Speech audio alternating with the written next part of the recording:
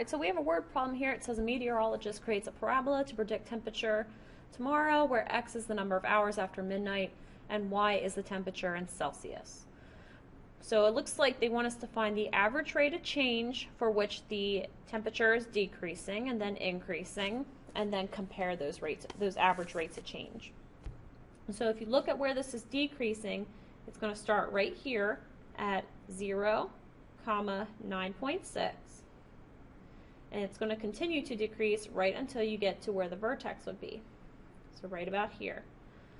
The only problem is that is not labeled for us. So there is a way that we can figure out what that is. A good rule of thumb is your vertex, your H value, is always halfway between your intercepts. So you have an intercept here at 24 and you have the other one at 4. Whatever the halfway point is between those, that is where your H is. So a quick way to compute where that is just to simply average them together. So if I add them and then divide by 2, I'm going to get 14. So I know my H value is 14. I do not know for sure what my K value it is. It looks like it's at -10, but there's no definite for sure. That, you know, it could be -9.99999. You would never know. So I am going to tell you it's -10, and that's because I've already computed it off on my own. So at this point, you don't know how to get K. You will learn it, but you have not learned it yet. So I would have to provide that to you. So it will decrease between 0, 9.6 and 14, -10. And then what happens after that is it's going to increase from the vertex. And then the graph actually stops at 24.0. So we have a stopping point there. So really all I have to do is compute the slope for these two ordered pairs and then for these two ordered pairs. So slope is y2 minus y1 over x2 minus x1. And just to save on time, you get -1.4. So the average rate of change for the interval that decreases is -1.4. If I do the same thing over here, if I do 0 minus -10 over 24 minus 14, I will end up actually getting 1.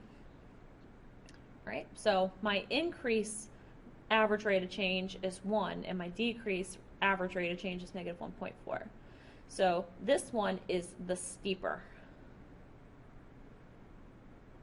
rate of change, which means it's also the greater rate of change. And technically I should say average rate of change. So it doesn't really matter if it's negative or positive when you're talking about rate of change. We just want to know which one's changing faster. 1.4 is a bigger value than 1, so that's changing faster. All right, the last thing we're going to talk about is differences. So we're going to actually compute them and then use them to tell us something about these tables. So if you have equally spaced inputs, or X values, so these are all one number apart, you can actually analyze patterns in their outputs if you subtract them. And so once we do an example, it's going to make a lot more sense. But we can actually use our Y values to determine if the function is linear, quadratic, or neither. So the rule number 1 says if your data has constant first differences, then your function is linear. So it's going to make a line when you graph it. If the second differences are the same, so the first differences are not, if the second differences are the same, then your function is quadratic. It's going to make a parabola. So if I want to compute my differences, I can either work from left to right or I can work from right to left. You'll always see me go from left to right because that's how I read a book. So what I'm going to do is I'm going to subtract 9 minus 4 and I get 5. Then I'm going to do 4 minus 1 and I get 3. 1 minus 0. 0 minus 1. 1 minus 4. And 4 minus 9. So you should get some negatives in there.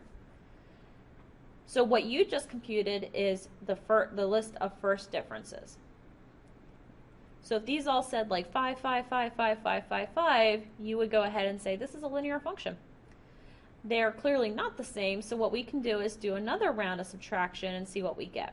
So we'll do it again. 5 minus 3, 3 minus 1. And then here we're going to be careful. 1 minus negative 1 is the same thing as 1 plus 1, which is 2. So when I have a negative number, I actually just think of plus. So negative 1 plus 3 is 2, and negative 3 plus 5 is also 2. So if you notice, these are all the same value. So that is my confirmation that this is going to make a parabola.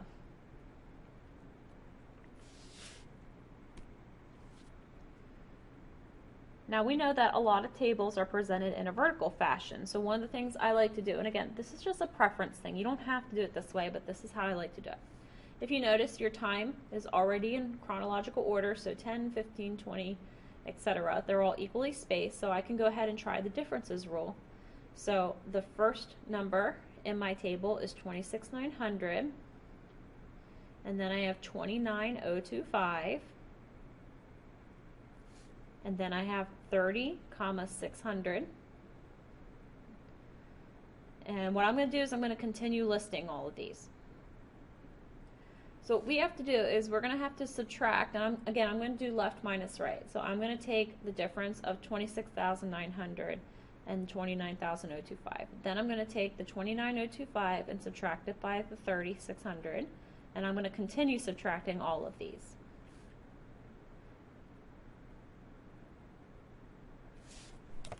So if you want to pause the video and do it yourself, you can. Otherwise, you can just unpause the video, and then I will have the answers posted for you.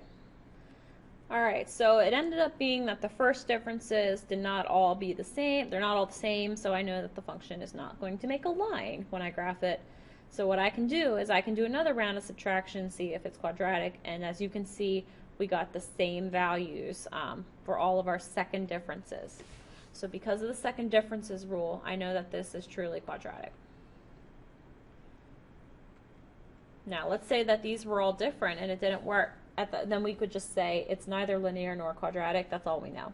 All right, so we don't have a cubic difference rule or anything that we can go off of for this. So we just stop after the quadratic test. All right, last but not least, if I were to go ahead and subtract these, so I have 34,000, 36,500, and 39,000. If I were to go ahead and subtract these, I'm going to get negative 2,500, and I'll get negative 2,500 again. All right. So if I had more data that said, and I got negative 2,500, negative 2,500, negative 2,500, whatever, the first differences are the same. So I have to stop subtracting now. I know that my answer is linear. So a lot of kids will get the first difference and then they automatically go and compute the second difference and they get 0. So then they get a 0, a 0, a 0, and they're thinking, well, the second differences are all the same, so it must be quadratic. But that's not true. There is no second difference rule if the first difference rule works.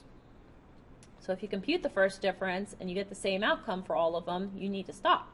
There is no second difference rule because this is a linear function. So we don't do second differences of lines.